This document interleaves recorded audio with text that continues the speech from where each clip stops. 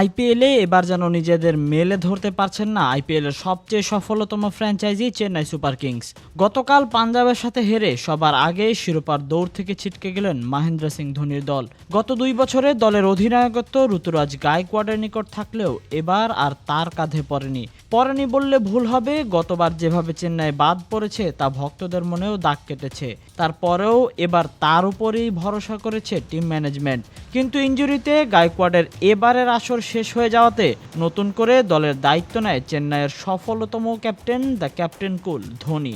উইকেটের পেছন থেকে দলকে সবসময় সমর্থন, সাথে গায়কোয়াড়কে নিজের দায়িত্বগুলো বুঝিয়ে দেওয়ার জন্যই ধোনি যেন খেলেই যাচ্ছিলেন। তবে বেলা শেষে আবারও দায়িত্ব এসে পড়ল তার কাঁধেই। তাতে অবশ্য কোনো লাভ হয়নি।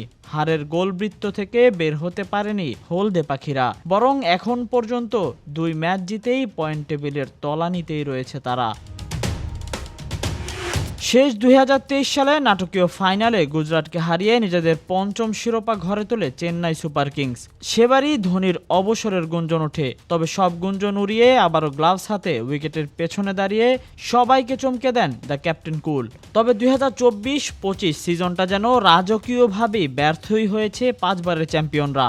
24-এ বাংলাদেশের মুস্তাফিজ ও পাথিরানার শুরুতে দলের অবস্থা ভালো জায়গায় থাকলেও মুস্তাফিজ দেশে আসার পর থেকে খই হারিয়ে ফেলে চেন্নাই। আর এবার তো পুরো দলই প্রায় মোটা দাগে ব্যর্থ। ডেথ ওভারে শ্রীলঙ্কান পাথিরানাও এবার বেশ খরুচে হয়ে উঠেছে।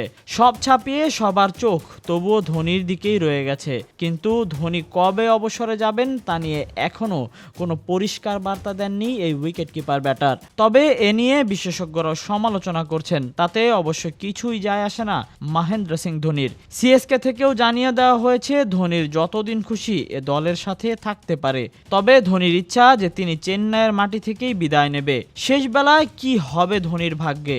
আবারও কি ফিরবেন গ্লাভস হাতে? ফিরলেও চেন্নাইয়ের চিত্র কি বদলাবে কিনা সেটা এখন সময়ই বলে দেবে।